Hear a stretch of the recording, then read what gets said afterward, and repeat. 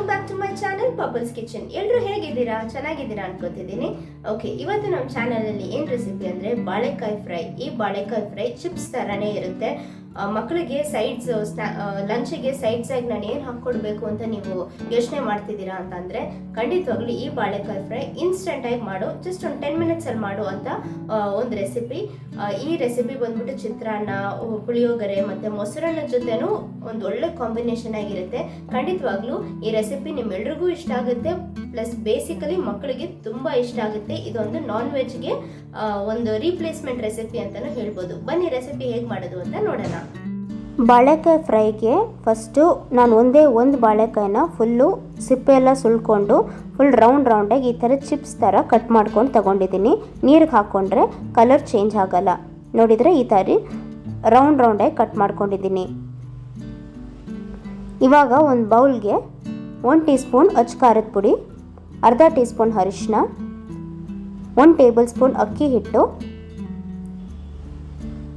ಅರ್ಧ tea spoon ಉಪ್ಪು ಎಲ್ಲದನ್ನು ಫಸ್ಟು ರಾ ಆಗಿ ಮಿಕ್ಸ್ ಮಾಡ್ಕೊಳ್ಳಿ. ಇವಾಗ 1 ಟೀ ಸ್ಪೂನ್ ಆಗುವಷ್ಟು ಎಣ್ಣೆನ ಹಾಕ್ಬಿಟ್ಟು ಚೆನ್ನಾಗಿ ಮಿಕ್ಸ್ ಮಾಡ್ಕೊಳ್ಳಿ.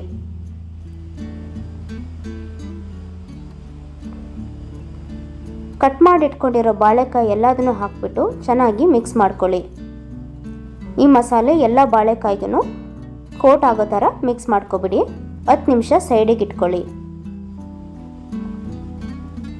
ಇವಾಗ ಒಂದು ಪ್ಯಾನ್ಗೆ 2 ಟೇಬಲ್ ಸ್ಪೂನ್ ಆಗೋಷ್ಟು ನಾನು ಕೊಬ್ಬರಿ ಎಣ್ಣೆ ಹಾಕೋತಾ ಇದ್ದೀನಿ. ನೀವು ಯಾವುದೇ ಎಣ್ಣೆ ಬೇಕಾದರೂ ಹಾಕೋಬೋದು. ಗ್ಯಾಸ್ ಲೋ ಫ್ಲೇಮಲ್ಲಿ ಇಟ್ಕೊಂಡು ಎಲ್ಲ ಬಾಳೆಕಾಯಿನೂ ಈ ಥರ ಸೆಪ್ರೇಟಾಗಿ ಹಾಕ್ಕೊಳ್ಳಿ.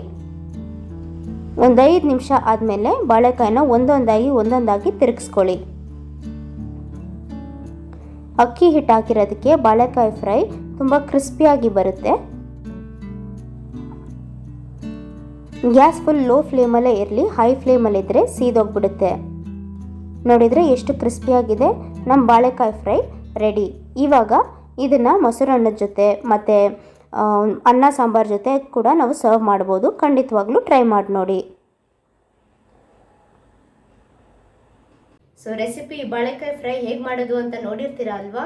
ಸೊ ಖಂಡಿತವಾಗ್ಲೂ ಈ ರೆಸಿಪಿನ ಟ್ರೈ ಮಾಡಿ ನೋಡಿ. ಇದು ಒಂದ್ಸರಿ ನೀವು ಸ್ಟಾರ್ಟ್ ಮಾಡಿಬಿಟ್ರೆ ಮತ್ತೆ ವಾರಕ್ಕೊಂದ್ಸರಿನಾದರೂ ಈ ರೆಸಿಪಿನ ನೀವು ಬೇಸಿಕಲಿ ಲಂಚ್ ಬಾಕ್ಸ್ಗೆ ನೀವು ಹಾಕ್ಕೊಡ್ತೀರಾ.